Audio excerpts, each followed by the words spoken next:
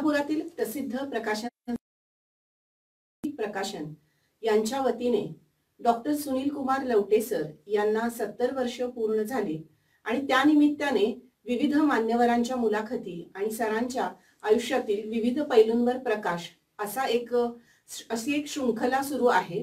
आणि त्या निमित्ताने आज हेल्पर्स ऑफ हँडिकॅपचे अध्यक्ष आणि गेली 36 वर्षे अपंगांच्या पुनर्वसन कार्यात कार्यरत असणारे माननीय पी.डी. देशपांडे सर यांच्याशी आपण शब्दरचना वापरली आहे। मला आठवण झाली ज्ञानेश्वरी आणि एकनाथांच्या ह्याच्यातली की स्वसंवेद्य असा शब्द त्यांनी वापरलेला आहे। त्याच्यामध्ये म्हणजे वेदांना सुद्धा जो कळला नाही आणि जो फक्त आपल्या स्वतःलाच कळू शकतो, मला वाटतं लवटे सरांचा स्वभाव जो आहे किंवा लवटे सरांची जी प्रकृती आहे ती सुद्धा अशीच आहे की कळायला अतिशय अवघड, म्हणजे म्हटला तर सगळ्यांना भेटणारा, अगदी मायेने सगळ्यांशी बोलणारा, परंतु समजून घेण्यास खरोखर अवघड असणारा असा हा माणूस आहे। अर्थात इथे समाज संवेदी म्हणजे समाजाप्रती संवेदना असणारा हा अर्थ अभिप्रेत आहे आणि ती तर त्यांच्यामध्ये प्रचंड आहेच, यात काही शंका नाहीये।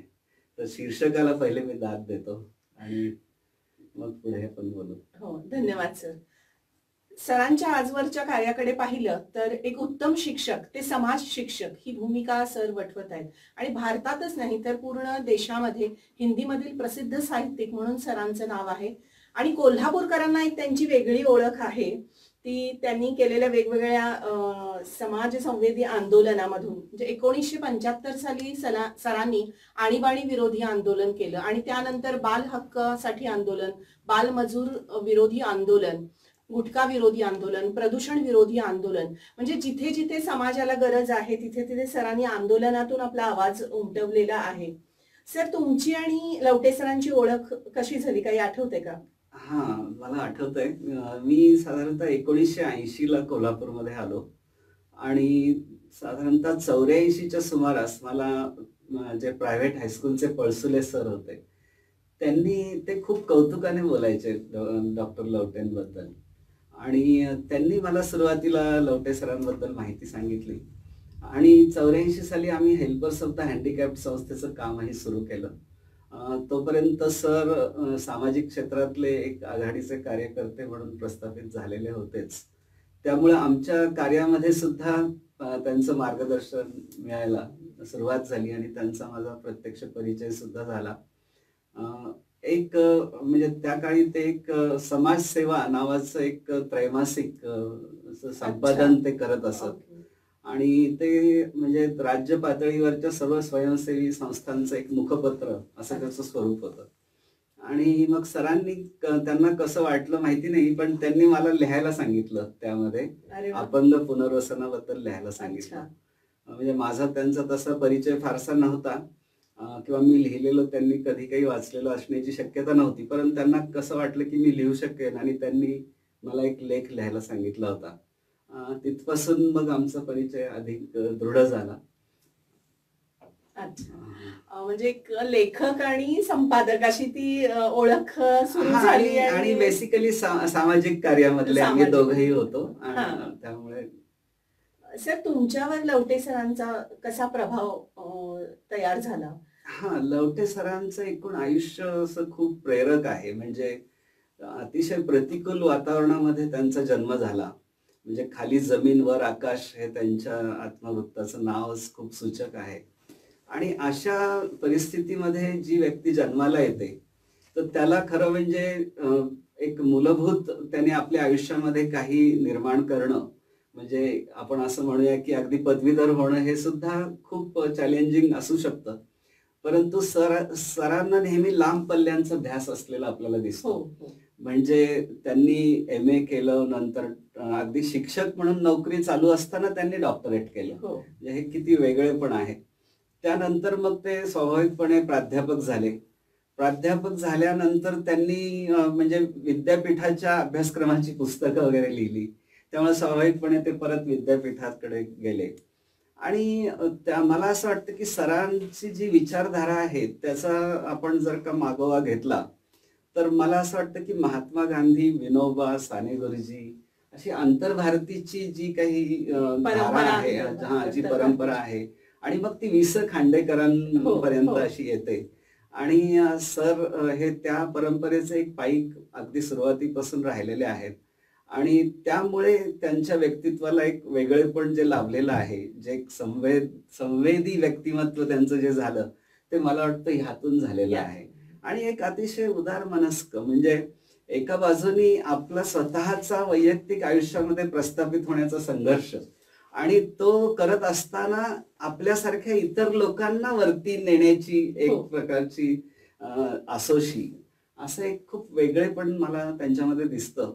आणि मला म्हणजे हरिवंशराय बच्चन यांची एक कविता आठवते, की ते त्याच्यामध्ये असं म्हणतात, की जो म्हणजे विनाशाचा जो प्रतिनिधी असतो तो खूप शक्तिशाली असतो.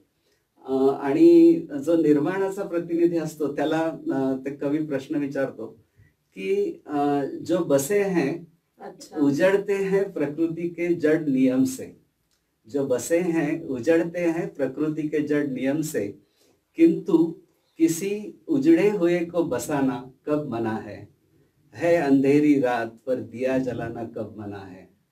तर हा जो काही दिवा इतरांच्या अंधारलेल्या आयुष्यांमध्ये दिवा लावणं, हे सरांचं खूप वेगळेपण आहे. म्हणजे स्वतःच्या खरं म्हणजे एका छोट्याशा झोपडीमध्ये जेव्हा आपल्याकडे सुद्धा तेलवात करायची जेव्हा अडचण असते, त्यावेळेला दुसऱ्याकडच्या प्रकाशाची विचार आपण करणं हे जितकं अवघड आहे, तितकंच मला वाटतं सरांचा हा विचार अगदी सुरुवातीपासूनचा. आणि शिक्षक असताना सुद्धा म्हणजे जे असे वंचित गटातले विद्यार्थी आहेत त्यांच्याबद्दलची संवेदना, त्याच्यानंतर स्वाभाविकपणे अनाथ आणि निराधार अशा ह्या सर्व मुलांप्रतीची कृतिशील संवेदना, म्हणजे सरांमधली जी संवेदना आहे किंवा सरांमधली जी करुणा आहे, ही केवळ म्हणजे बऱ्याचदा करुणा ही वांझ असते. म्हणजे लोक नुसते सुस्कारे सोडताना आपल्याला दिसतात, परंतु सरांची जी करुणा आहे ही कृतिशील करुणा आहे. हा त्यातला फरक आहे. म्हणजे आणि कृतिशील असणं हे समाजामध्ये महत्वाचं आहे. केवळ कागदावर व्यक्त होणं किंवा केवळ सुस्कारे सोडणं याच्यापेक्षा. आणि सरांनी ते सगळं आयुष्यभर केलेलं आहे, निभावलेलं आहे. तुम्ही म्हणालात तसं स्वतःची परिस्थिती प्रतिकूल असताना आपण दुसऱ्यासाठी विचार करणं, कृती करणं हे महत्वाचं आहे. सरांचं जे आजकाल पूर्ण आतापर्यंतचं कार्य आहे त्याच्याविषयी तुमचं काय मत बनत गेलं, किंवा ते तसंच होतं, बदलत गेलं, की कायम राहिलं, काय झालं? हा, म्हणजे आता सरांच्या जर का व्यक्तिमत्वाचे पैलू, म्हणजे जरी मला मुख्यतः सामाजिक पैलूंबद्दल बोलायचं असलं तरी सुद्धा मला असं वाटतं, की त्यांनी म्हणजे मराठी साहित्यामध्ये सुद्धा विपुल असं लेखन केलेलं आहे. त्या लेखनाचे विषय सुद्धा त्यांनी म्हणजे एक शिक्षण असेल, वाचन असेल, किंवा वंचितांचं जग असेल, किंवा वेगवेगळ्या क्षेत्रात कार्यकर्ते असतील, तर अशा प्रकारचे विषय आढळतात. त्याच्या जोडीने म्हणजे खांडेकरांचं जे ऋण त्यांच्यावरचं फेडण्यात, खांडेकरांचं अक्षर त्यांनी वेचलं आणि ते सगळं अप्रकाशित साहित्य त्यांनी प्रकाशित केलं. आणि त्याच्या अगदी आता 2-3 अशा आवृत्त्या सुद्धा निघालेल्या आपल्याला दिसतात. तर हे खूप मोठं काम आहे. कारण काय होतं, की बऱ्याचदा एखादा साहित्यिक किंवा प्रकार जेव्हा प्रकाशात असतो त्यावेळेला सगळेच जण त्याच्या मागे म्हणजे असतात, परंतु ती व्यक्ती गेल्यानंतर किंवा ती व्यक्ती तेवढी चलनात कदाचित राहिली नसली तरी सुद्धा त्याचं ऋण अशा पद्धतीने फेडणं हे खूप किती म्हणजे सरांच्या एकूण मला असं वाटतं, की कार्यक्षमतेचं सुद्धा आपण कौतुक केलं पाहिजे. की म्हणजे जवळजवळ 75 पुस्तकं त्यांनी लिहिलेली आहेत. त्याच्यामध्ये त्यांनी स्वतःची, मी सांगितली अशा प्रकारची पुस्तकं आहेत, कथासंग्रह आहेत, कविता आहे, अगदी विनोदी लेखन त्यांनी केलेलं आहे. आणि स्वाभाविक हिंदी अनुवादही आहेत. आणि त्या खांडेकरांच्या एका अनुवादाच्या पुस्तकाला त्यांना अगदी राष्ट्रीय पुरस्कार सुद्धा साहित्य अकादमीचा पुरस्कार मिळालेला आहे. आणि मराठी दोन्ही भाषांवर प्रभुत्व असल्यामुळे स्वाभाविकपणे त्यांनी हिंदीतलं चांगलं मराठीत आणणं आणि मराठीतलं चांगलं हिंदीत नेणं हे सुद्धा खूप छान प्रकारे केलेलं आहे. आणि पुन्हा मला वाटतं ते आंतरभारतीच्या पिंडाशी हो, पुन्हा हो. कुठेतरी जुळणारच आहे. तर एका बाजूनी हे लेखक म्हणून त्यांचं काम आहे. दुसऱ्या बाजूनी शिक्षक, प्राध्यापक, प्राचार्य आणि एकूण शिक्षण तज्ञ अशा स्वरूपाचं सुद्धा त्यांचं काम आपल्याला आढळतं. म्हणजे त्यांनी म्हणजे त्यांच्या करिअरच्या शेवटच्या 5 वर्षामध्ये ते प्रिन्सिपल होते हो. महावीर कॉलेजचे. आणि त्या काळात सुद्धा त्यांनी खूप वेगळेपणाने एक शिक्षणातलं प्रशासन म्हणा किंवा शैक्षणिक कार्य ज्याला आपण म्हणू हो. शकतो, त्यामध्ये अतिशय एक वेगळेपणा आणला आणि एक अतिशय उपक्रमशील अशा प्रकारचं शिक्षण त्यांनी त्या कॉलेजमध्ये केलं.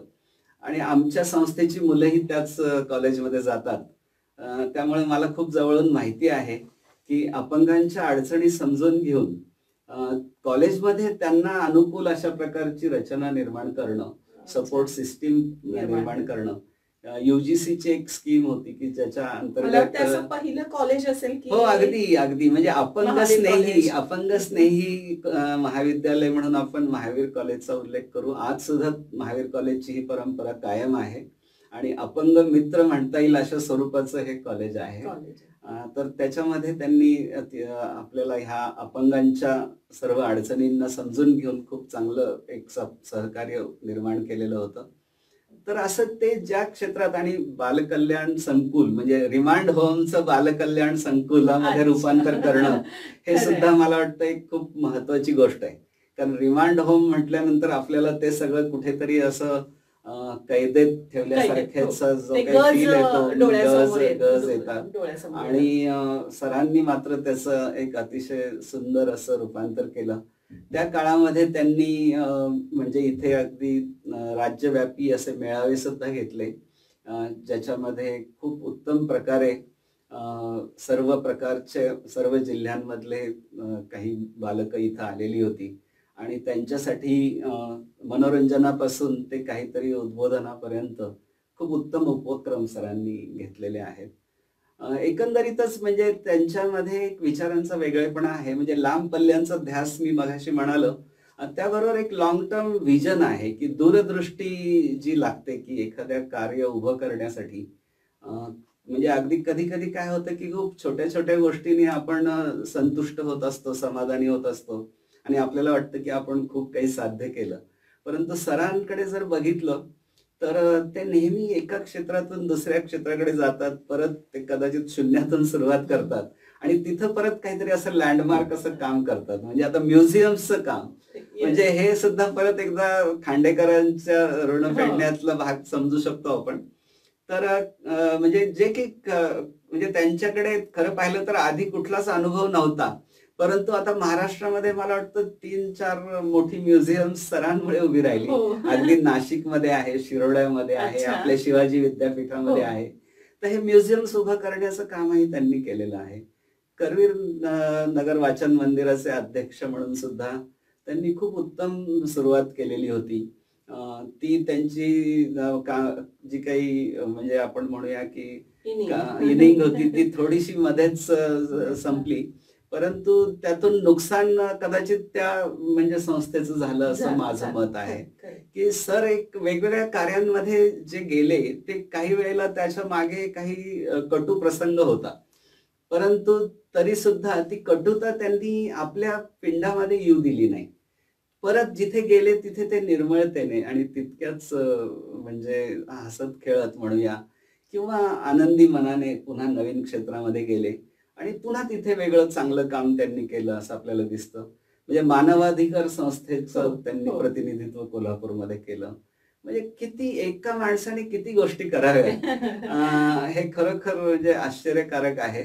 आणि तरी सुद्धा कधीही ते असे म्हणजे माझ्या मागे खूप काम आहे असं कधीही त्यांच्याकडे आपण गेलो तर जाणवत नाही. म्हणजे मला वाटतं एखादा फोन केला तर तो फोन घेणार, कॉल बॅक करणार, हे सगळं सरांचं अगदी अगदी. आणि the busiest person has time for everything अशा पद्धतीने yes everything and for everybody. अगदी म्हणजे कधी कधी अगदी ज्यांना आपण नोबडी समजू अशा माणसासाठी सुद्धा ते वेळ देतात. म्हणजे लहान माणसाला सुद्धा म्हणजे ते लक्षात ठेवतात आणि कुठेही नंतर भेटलं तर त्याची विचारपूस करतात.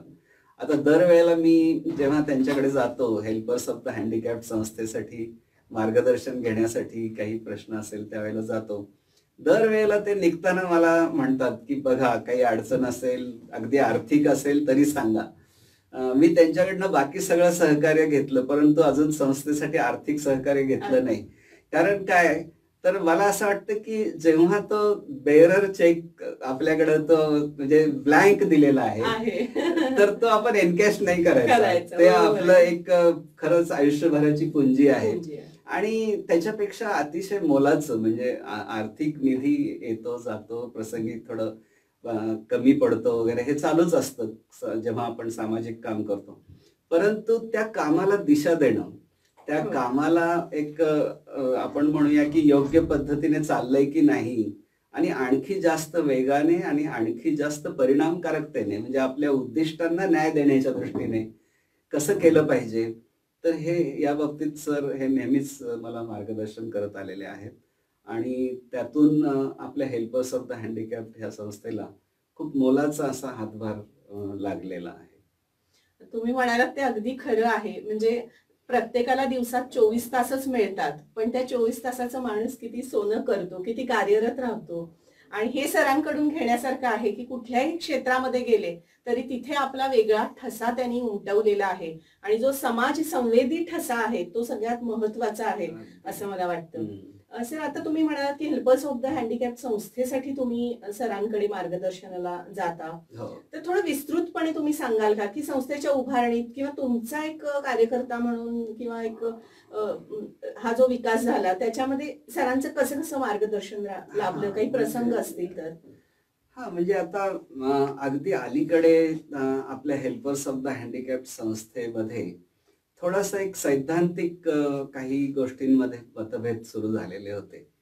की त्यामध्ये असं होतं की संस्था जी आपली सुरू झाली त्यामध्ये सुरुवात करत असताना जी आपण गाभाभूत उद्दिष्ट म्हणतो की अपंगांचं वैद्यकीय पुनर्वसन, शारीरिक पुनर्वसन, नंतर त्यांचं शिक्षण चांगल्या पद्धतीचं आणि मग त्यांना शिक्षण दिल्यानंतर नोकरी किंवा व्यवसाय मिळवून देण्यासाठीचं सहाय्य आणि प्रशिक्षण देऊन त्यांना पुन्हा एकदा लाभदायी रोजगार बाहेर मिळावा या दृष्टीने सिद्ध करणं आणि एकंदरीत म्हणजे ज्याला आपण म्हणूया की सर्वांगीण पुनर्वसन आणि ते करत असताना त्यामध्ये समावेशन म्हणजे सर्वसामान्य मुलांबरोबर, सर्वसामान्य समाजाबरोबर राहण्यासाठी त्यांना सिद्ध करणं म्हणजे शारीरिक आणि मानसिक दृष्ट्या दोन्ही तशा प्रकारे तयार करणं. हो.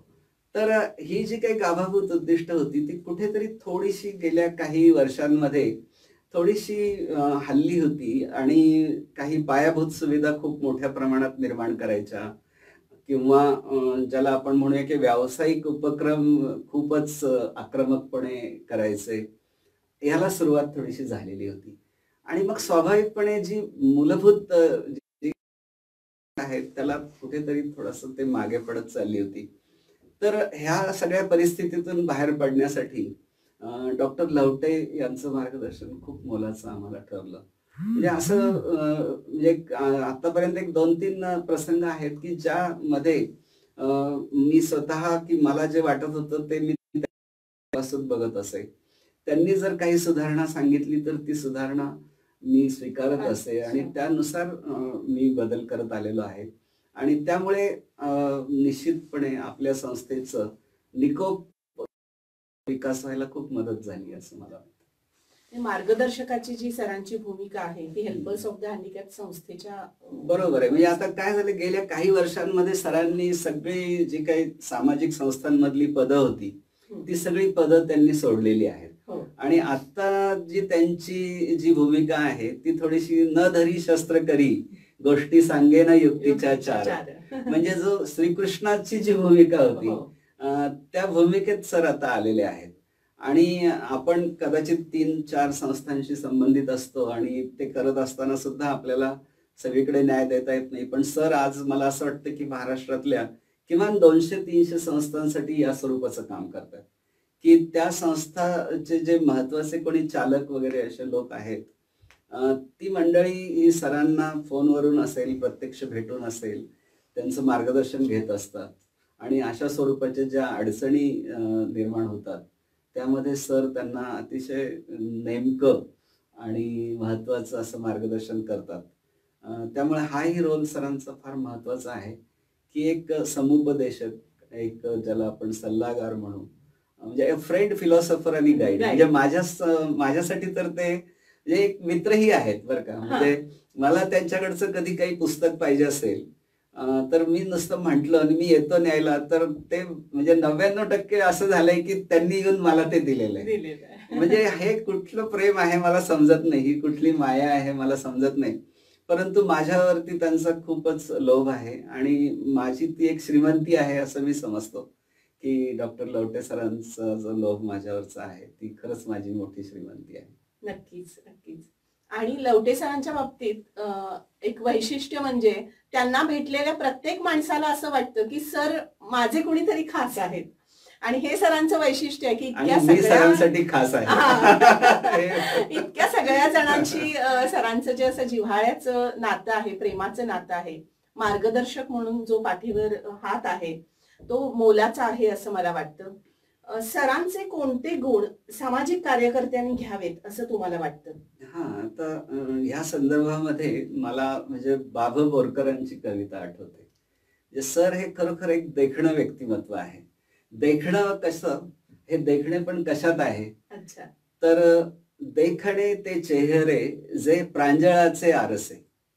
देखणे ते चेहरे जे प्रांजळाचे आरसे, गोरटे वा सावळे या मोल नाही फारसे. खरंय, हां. खरंय. देखणे ते हात ज्यांना निर्मितीचे डोहळे. हो. म्हणजे अक्षरशः हे निर्मिती करायची, काहीतरी रचनात्मक करायचं हा सरांचा पिंड आहे. तर देखणे ते हात ज्यांना निर्मितीचे डोहळे, मंगलाने गंधलेले सुंदराचे सोहळे. खरोखर त्यांचं क्या बात आयुष्य है. जर आता आपण बघितलं, तर एक मांगल्यपूर्ण आणि एक सौंदर्यशाली असं एक सोहळाच आहे त्यांचं आयुष्य खरंय, म्हणजे. खरं. नंतर देखणी ती पाऊले जी ध्यासपंथे चालती. देखणी ती पाऊले जी ध्यासपंथे चालती, वाळवंटातून सुद्धा स्वस्ती पद्मे रेखिती. आता पहा तुम्ही की सुंदर लिहिलंय. खरं खरंच. तर हे त्यांचं आहे. देखणी ती जीवने जी तृप्तीची तीर्थोदके. देखणी ती जीवने जी तृप्तीची तीर्थोदके, चांदणे ज्यातून वाहे शुभ्र पाऱ्यासारखे.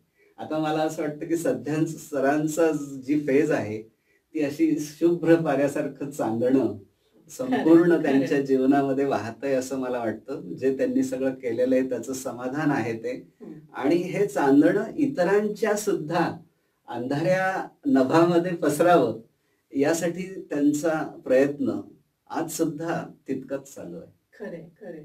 आणि सरांनी एप्रिल महिन्यामध्ये वयाची 70 वर्ष पूर्ण केलेली आहेत.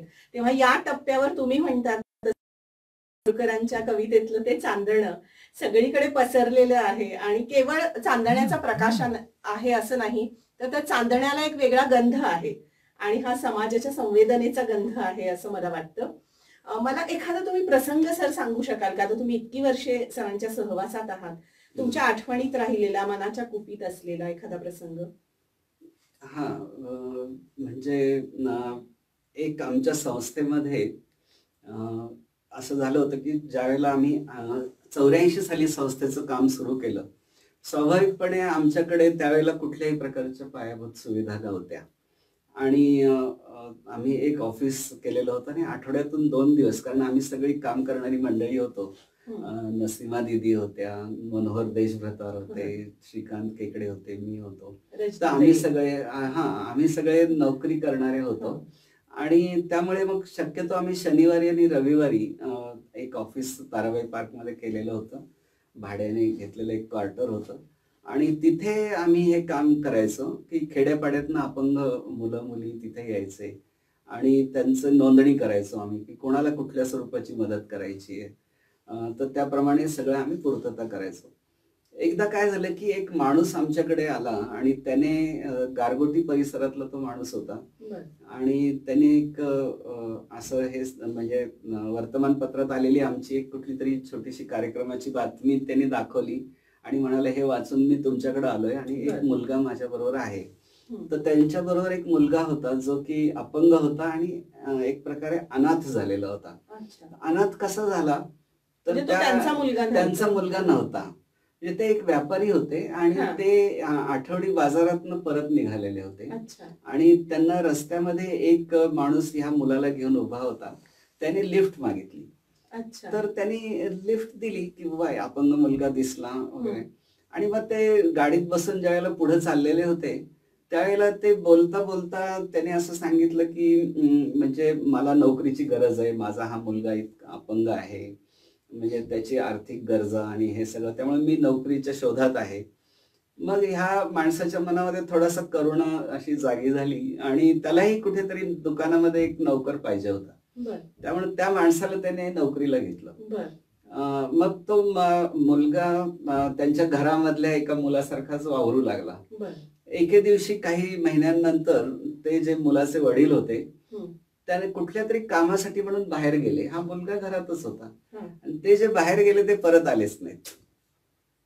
तर ह्या मुलाचा प्रश्न मग निर्माण झाला. काही दिवस त्यांनी सांभाळलं.